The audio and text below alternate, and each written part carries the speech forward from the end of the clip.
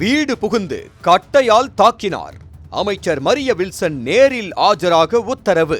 தமிழக நிதி அமைச்சர் மரிய வில்சன் அடிதடி மற்றும் கொலை முயற்சி வழக்கில் ஜூலை 4ஆம் தேதி புதுச்சேரி முதலாவது குற்றவியல் நீதிமன்றத்தில் கட்டாயம் நேரில் ஆஜராக வேண்டும் என நீதிமன்றம் உத்தரவிட்டுள்ளது. இந்த உத்தரவு அரசியல் வட்டாரத்தில் பரபரப்பை ஏற்படுத்தியுள்ளது. கடந்த 2022ஆம் ஆண்டு ஆகஸ்ட் 8ஆம் தேதி புதுச்சேரி எழில் நகரில் உள்ள தனது சகோதரர் மரிய கிளாட் மற்றும் அவரது மனைவியின் வீட்டிற்குள் நுழைந்து கட்டையால் தாக்கி கொலை முயற்சியில் ஈடுபட்டதுடன் கொலை மிரட்டலும் விடுத்ததாக அமைச்சர் மரிய வில்சன் மீது லாஸ்பேட்டை காவல் நிலையத்தில் வழக்கு பதிவு செய்யப்பட்டது. இந்த வழக்கு தொடர்பான விசாரணை புதுச்சேரி முதலாவது குற்றவியல் நீதிமன்றத்தில் நடைபெற்று வருகிறது. ஆனால் நீதிமன்றம் வழங்கிய வாய்தாக்களில் அமைச்சர் மரிய வில்சன் தொடர்ந்து ஆஜராகவில்லை என்று கூறப்படுகிறது.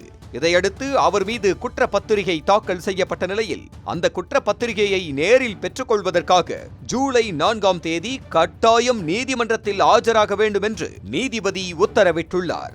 சென்னை ஆர்கே நகர் தொகுதியில் தமிழக வெற்றி கழகம் சார்பில் போட்டியிட்டு தற்போது தமிழக நிதி அமைச்சராக உள்ள மரிய வில்சன் மீது தொடரப்பட்டுள்ள இந்த வழக்கில் நீதிமன்றம் பிறப்பித்துள்ள உத்தரவு அரசியல் மற்றும் சட்ட வட்டாரங்களில் பெரும் கவனத்தை ஈர்த்துள்ளது.